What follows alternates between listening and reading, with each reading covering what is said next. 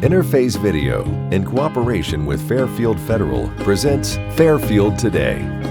Brought to you by Fairfield Federal Savings and Loan, Fairfield Medical Center, Fair Hope Hospice and Palliative Care, the Frankie Smith Funeral Home, Fairfield County Adam H., Dagger Law, and the Fairfield County Board of Developmental Disabilities.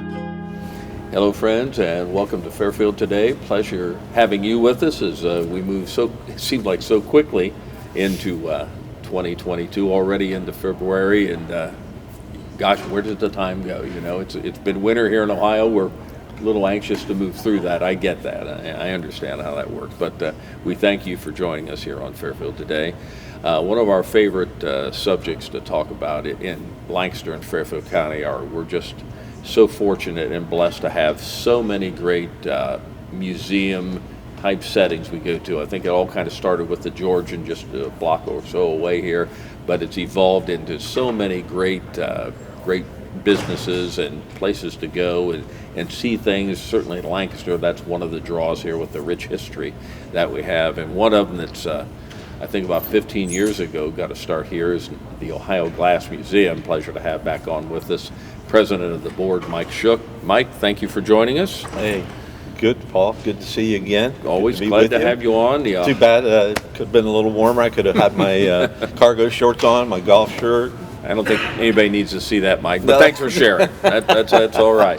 But good to have you with us. Always fun to talk about the Glass Museum. Here and we'll talk about what 2022 is going to be with you. Lots of things happening there. But let's kind of just open it up quickly with how the past year or so, how's that been handled down there? You survived all that? We have survived. Certainly, you know, it challenging. All began, yes, it was challenging beginning the end of 2019.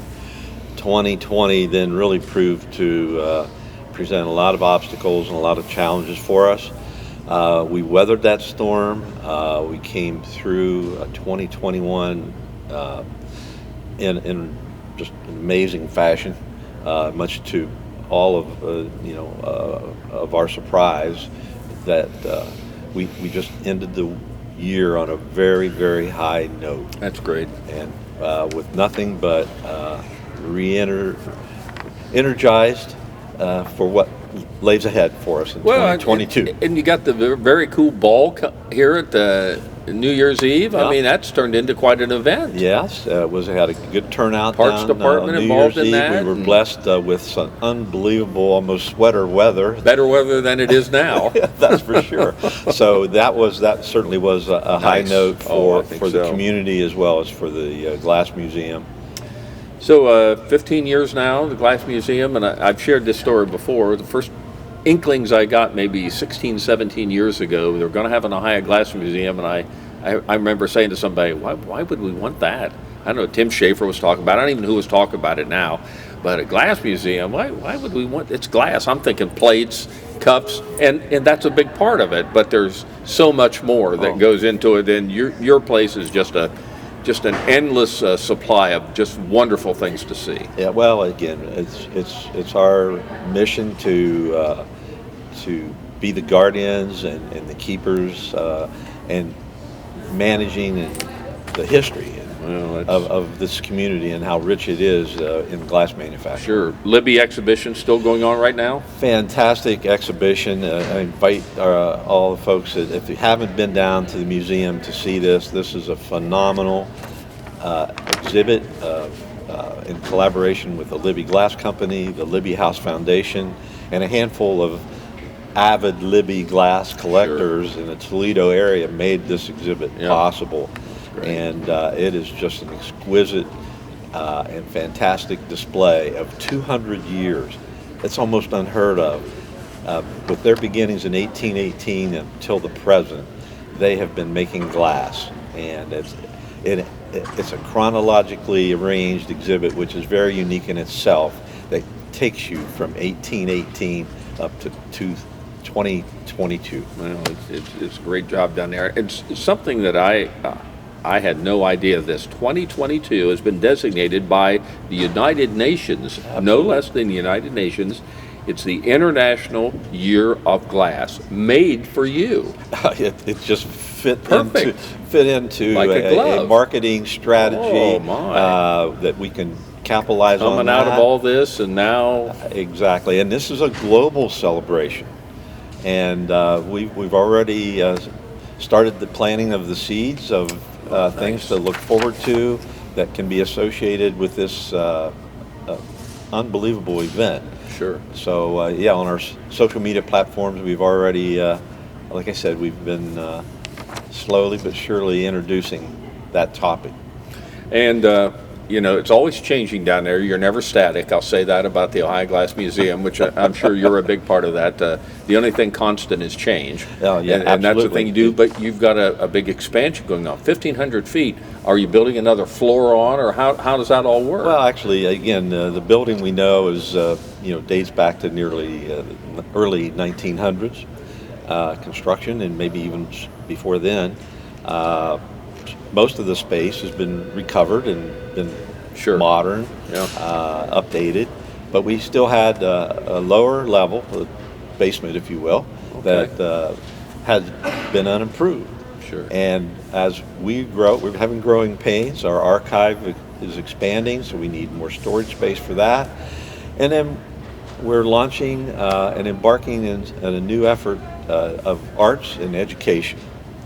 And we wanted and needed to create a space that would accommodate and allow us to do that effectively. And with our target audience, of course, being children, but also to educate and introduce some arts for our adult community Sure. as well. Sure. So we're excited about creating and opening up this new space.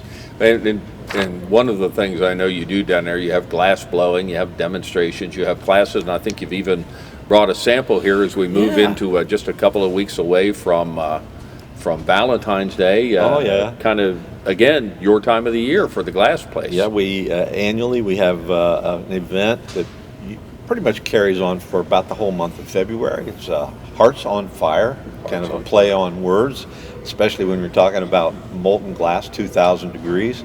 And what we invite our visitors to come in and schedule a class, come in, make it a date night, bring your significant other with you, and enjoy an evening making a beautiful glass paperweight. You can pick out Beautiful. whatever colors that you want, and it's a fun evening that we plan for you. Well, again, you do so many things down there with classes and with training and just exhibitions. I mean, you're sort of the decorative arts center for the glass world. I mean, they do it up there for so many other events, and you do it for the glass world down there. But the events you've had over the years are just significant, and anywhere from marbles now to the Year of Glass in 2022. I guess that's the challenge always. Well, it helps having this year of the glass year of glass coming up, but that's always a challenge, I guess, to keep it new and fresh.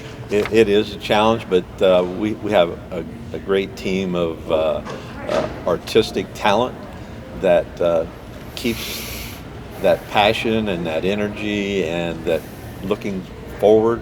What we see is we have exhibits now planned out for the next couple of years. That's great. And normally we do 2 annually, but again, with the response that we've had to the Libby, we're going to continue that. It'll be in the main gallery through the summer and up until September. And you're still looking for people to become members of your museum, either individuals or corporate?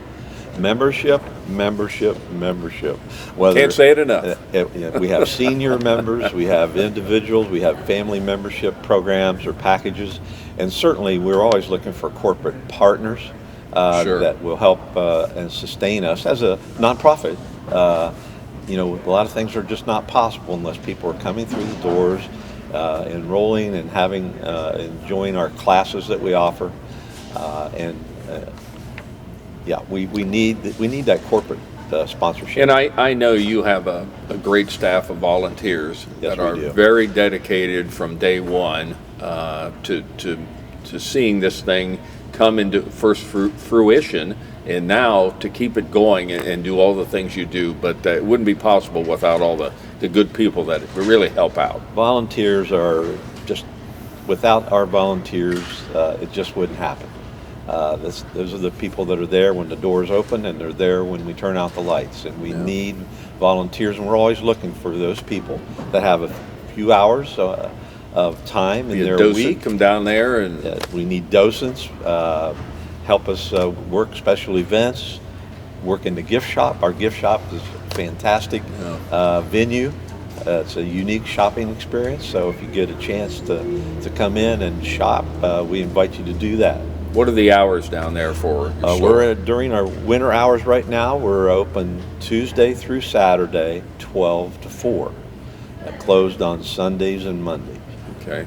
So, and if somebody wants to schedule to come in and make a piece of glass like that, or anything along those lines, doesn't have to be right now for February, but if they want to do that, how is that handled? Well, you can certainly go to our website, ohioglassmuseum.org, and you just follow the yellow brick road, so to speak, and paved with glass, and you will find the available classes to make anything of your choice. If somebody wants to give a call down there, what's our number is 740-687-0101. And Libby project going on right now, and I'm amazed by that. What was it called now? International Year of Glass. Yes. And the United Nations was behind that. I mean, that's some big time backing. That's a big deal. It really is, yeah.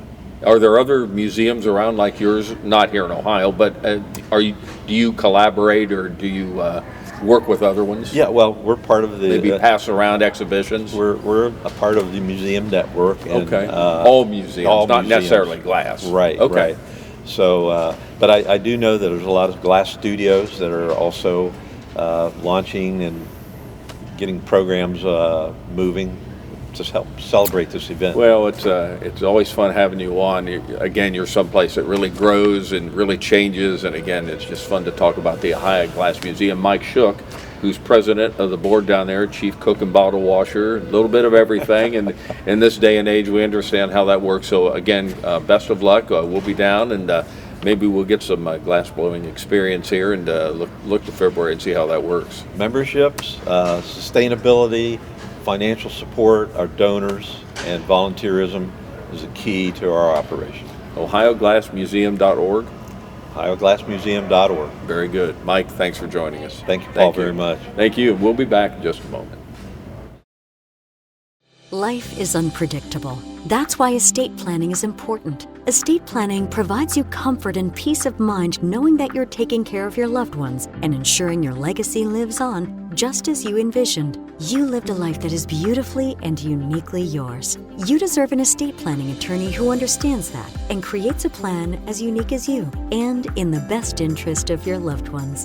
You deserve the local, trusted, experienced attorneys at Dagger Law. Fairfield Federal. When it comes to our customers and our community, we go above and beyond to help. Our people make the difference. We were retiring from Tucson, Arizona, and we made a retirement trip out around Ohio, having decided that's where we wanted to be. And we came across this town called Lancaster, and we fell in love with the downtown area where the fountain is and the memorials and the flags and all the stuff. And we looked around and I said, there's our bank right there. There's something to be said about a community bank in your hometown. Right. If you live in the community, you should do business in the community as much as possible. So it makes sense to bank with the community bank where you live. Fairfield Federal is the bank to be at. If you live in this town, or any town actually, you want to bank at a local home bank. And the employees are happy here, they're conversant, customer service is through the roof. There's nothing more you could ask for. Personal or business banking, whatever you need, we take it seriously because we know you do. Stop by today at any of our 3 locations and see why the difference is clear. Fairfield Federal Savings and Loan specializes in banking that revolves around you. Member FDIC Equal Housing Lender.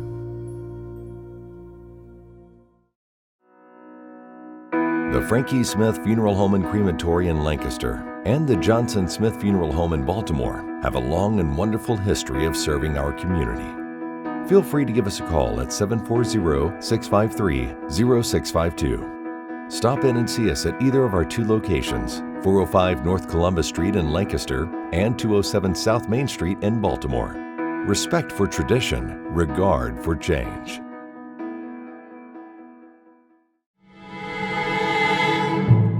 Fairfield Medical goes the extra mile to give attention to their patients, to their guests, anybody that comes within those doors. There's no question that the staff there are all personally invested in seeing that I got the best care possible.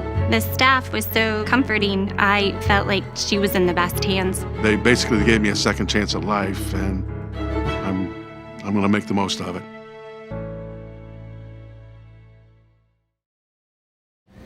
Hello, friends. Welcome back to Fairfield Today. Pleasure having you with us, and we appreciate Mike Shook from the Glass Museum being on, talking about things. So many great things are happening at the Ohio Glass Museum. I doubt if I can talk to many people who haven't been there at least once, but I encourage you to go back. Things change. They've got such a great setting down there, so the Ohio Glass Museum, a real good place to go. We'll change it up a little bit from the Glass Museum to talk athletics, one of our favorite subjects to talk here, and in this case, Lancaster High School athletics, and who better to talk about that than the athletic director from Lancaster High School, Pam Bosser. Pam, thanks for joining us. Thanks for having me. I think about everybody I've had on for quite a while now, I think pretty much the opening remarks are, how did it go this last couple of years? I'm sure with as many different factions as you deal with, and especially people, my golly, your people, but as you look back on this past year, almost 2 years maybe now, challenging? Challenging, and it's evolved. You know, when it first started out, we were canceling everything. Yeah. And those poor athletes in the spring of 2020. That was rough. Didn't get to participate. Had a couple grandkids involved in that. That was tough. Yeah. So things have changed quite a bit since then, and last year we had a lot of protocols we had to follow. Cleaning the facilities. We only had parents at some of our contests. We weren't allowed to sell tickets to the public. So this year, we opened things back up. We're still following certain protocols. You hear on the news and in the sports world of games getting canceled or teams putting on a pause. We've started to experience some of that ourselves with this Omicron variant, and as contagious as it is. But we have guidance from the not only the school district but the Fairfield County Department of Health. Sure. The mask to stay and test to play policy that now if someone tests positive in the school setting or in a school related event, those that are exposed or contact traced to that positive don't have to go home for 10 days like they did prior. Boy, that's an asset now, isn't it? It's huge. It's huge. A lot of our like our athletes, if they are contact traced to someone in their classroom, last year they had to go home for 10 days. Now they can test, and that has also evolved. Earlier in the year, they had to test on their initial notification of exposure and get a negative test, then be able to participate in athletics wearing a mask for 10 days, but only taking the mask off when they're actively participating, and then test again on day 5. And then continue to wear a mask for 10 days. But that's evolved, and now those athletes that are contact traced for exposure, they test on their initial exposure. And if they're given a negative result, they can participate with the team again, wearing a mask when they're on the bench, in the locker room, in the film room, anytime when they're not actually actively participating. But they only have to do that initial test now. So, you start to see things ease back a little bit. But we have had to put a couple of teams on a pause this winter, especially after Christmas break. Things kind of everybody commingled and we come back, and then we did have a couple positive cases pop up that affected a few of our teams. But this week we're going to be back to full strength. All of our teams will be competing and participating by the end of this week, even our junior highs.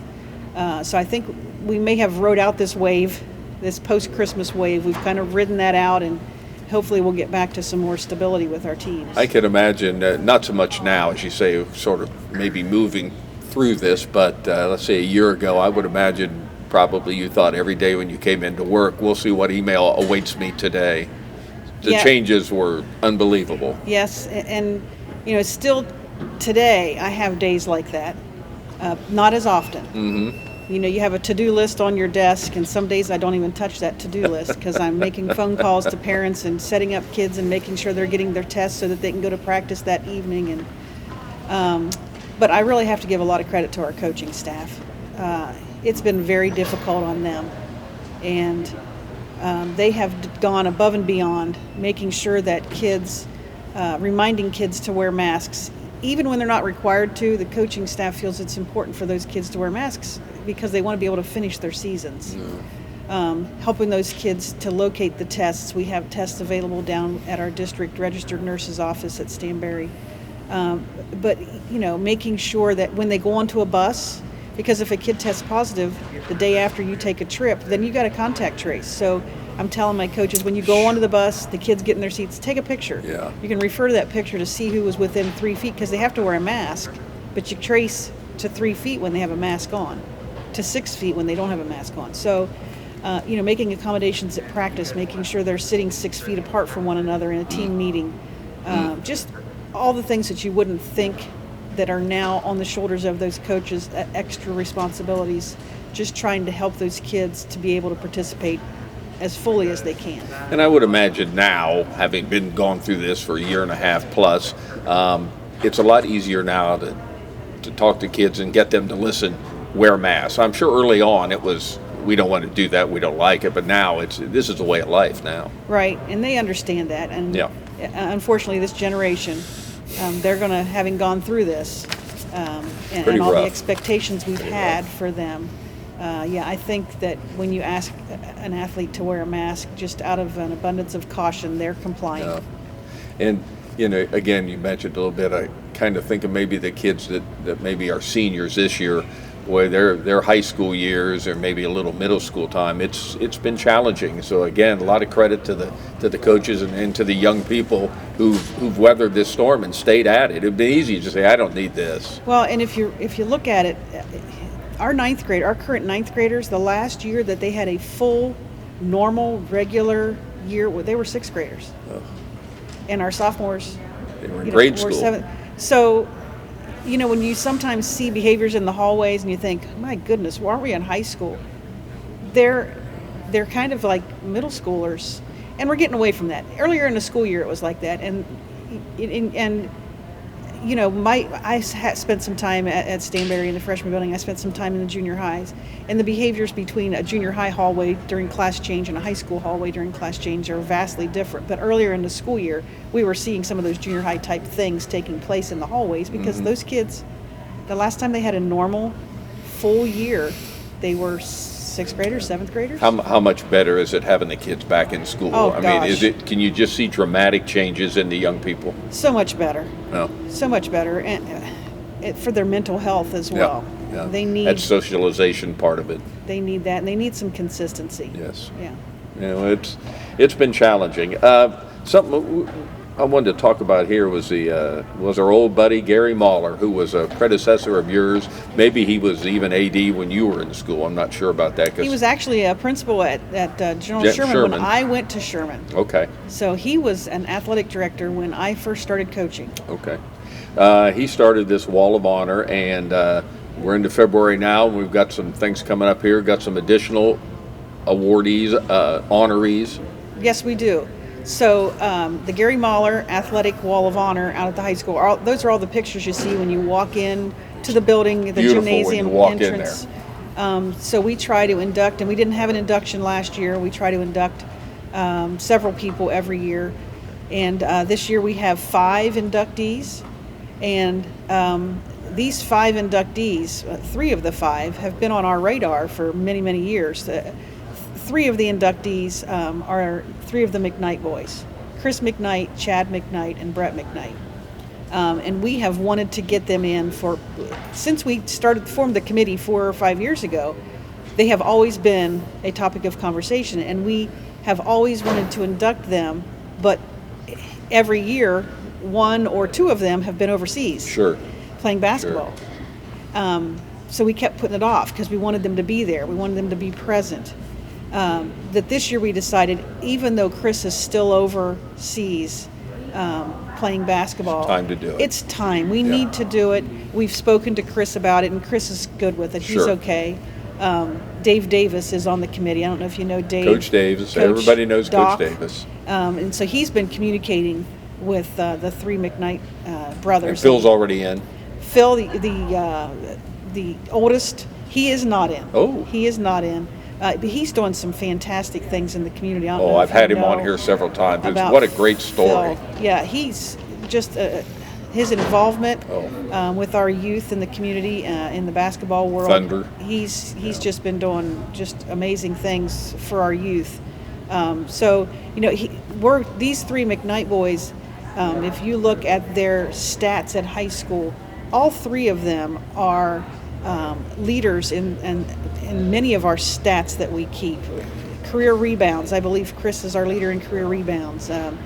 Chad and Brett. Brett, I just got his bio from Dave, and he's a 1,000-point scorer as well. So these guys, when they were playing for Lancaster High School, how dominant they were.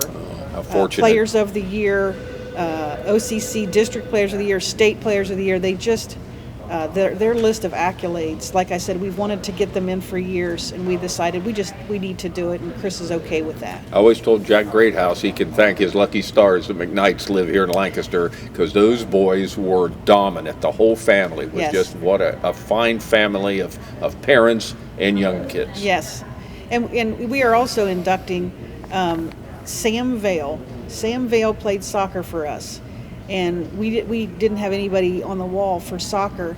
I asked Kent Conklin, who was one of our former coaches, and he's kind of like the soccer historian at Lancaster High School, and he shared with me a document that has all our records in it. And Sam is a leader in many of the categories. Okay. Assists, scoring. When would he have graduated? He graduated in the mid-90s. So it's time. So it's time for him, and he also played in college, and his college, Notre Dame College, they were in the national championship, I believe, 2 of the 4 years he attended school. So he has impact. Very, very much so on. And like I said, he is a leader in many categories in our records. And then our 5th and final inductee is Raymar Rooney.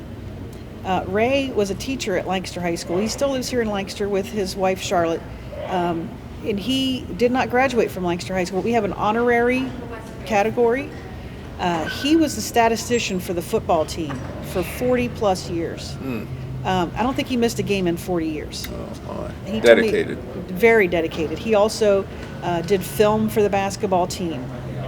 He stepped in whenever needed. He was a judge for high jump for many years when we'd have meets at Lancaster High School. You need people like that. He stepped in and coached a couple of years of football. Service. So 40 plus years of being in the press box and going to away games, not just home games, home and away games. So very deserving of being placed in the Wall of Honor as well. That's great. And that's coming up mid-February? February 18th. Okay, a couple weeks. It's the last home game for the boys basketball team. It's against Newark. Okay, perfect. We want to pack the gym. Perfect. We wanted to have it during since the McKnight brothers obviously are basketball players, and we had talked about doing some inductions during football season in the fall, but we figured with this group it would be really important to do it during basketball season. I can remember, again, just a small memory there when my wife's uncle Dwight Kane was taken into that, what a beautiful thing that is out there. We're fortunate that Dick England was taken in there. We had some great young people, younger than us, and Uncle Dwight and Dick England, but that's quite a ceremony out there. I'd encourage anybody to want to see that. It's really nice. Yeah, it is. Do a great job. And we've got a couple minutes here, maybe a minute or so, but I wanted to talk about what the changes in Lancaster High School athletics. And let me say this as a General Sherman person, which you are too. Yes. Thomas Ewing never looked better than it does right now. I enjoy watching this every day. I mean, it looks like a giant pitching mound out there. There's a bundle there. But what a change in Lancaster athletics. Yeah, it's going to be, when the entire project's complete, it's going to be fantastic for our athletes. Because right now, we have one baseball field on campus and one softball field on campus. So we have to ship at least one team out, like our JV softball. They have to go to Martins Park for their games. We're fortunate to have Beavers Field, so we play our varsity baseball games right now at Beavers Field, and our lower levels stay at England Field at the high school. Most of the schools we play that are on our schedule have 2 baseball fields and 2 softball fields. The way the schedules are created, for softball at least, the varsity and JV play at the same site on the same day. So that's the way the league schedule is created. And for baseball, the varsity and the freshmen have the same schedule, and the JV will go away. So we have to have another field, and that's why we use Beavers Field. But where the old Thomas Ewing sat, we are building 2 baseball fields. A varsity field that will have turf infield, like Beavers Field, and then a lower level JV field. The varsity field, if you look, and people are always asking me to look at a diagram or a blueprint, and I actually carry a picture of it on my phone. Home plates are going to be about where the covered bridge is along Fetter's Run. So they'll be hitting out toward the parking lot. Yes. I told the architects when they were designing it, there are far fewer home runs than there are foul balls. We don't want home plate over where the parking lot is. Not good. But we are kind of making the field that's closest to Fair Avenue, it's kind of a hybrid field. We're making it, the outfield fence will be like a baseball distance. But we are making that field, and we're working with Hickory Valley Sod Farm and Brian. He knows the drill. So he's making that into a softball field for the time being. So the infield will be stripped. It'll be the infield mix. The base paths will be shorter. Home plate will be closer to the backstop, because that's going to be our softball field, and the other field's going to be our baseball field in the short term. So for the next 3-4 years or so, because when the old high school comes down, when we move into the new high school once it's built, about where the main office is right now, about where that four-way stop is when you come down 37, we're going to have a softball complex that's the same as what you're seeing taking place being built right now for baseball at the old Ewing Pretty site. Exciting time for an athletic director. Yeah, it is. Yeah. It is. So in about 5 or 6 years, all those facilities will be done. It's going to be great when you get that all done. And I think Scott Burry pointed that out for me, that from right there at Thomas Ewing on Fair all the way past where the high school is now, that will all be Lancaster High School. Yes. And in this day and age, that just doesn't happen. No, it doesn't. That's impressive. So good for the people of Lancaster to vote that in, and to the administration, the school board, everybody making that happen. So yeah, it's going to be great. Luck. We're going to have wrestling room there at the high school. The kids on the wrestling team won't have to travel to Stanberry anymore for practice. We'll be able to, I hate when kids have to transport themselves or find transportation for practices and contests. So the more teams that we can have right there in the valley, the better. Well, it's next 4 or 5 years going to be challenging again. Good luck with that. When you took this on, who knew where you were going to be with COVID and the changes, but exciting time. Best of luck, and thanks to all the work you do to keep Lancaster High School athletics going on, the coaches, the young people, everybody. So thank you. Good work. Appreciate it. Good work. Pam Bosser, High School Athletic Director for Lancaster High School. And thank you for joining us on Fairfield Today.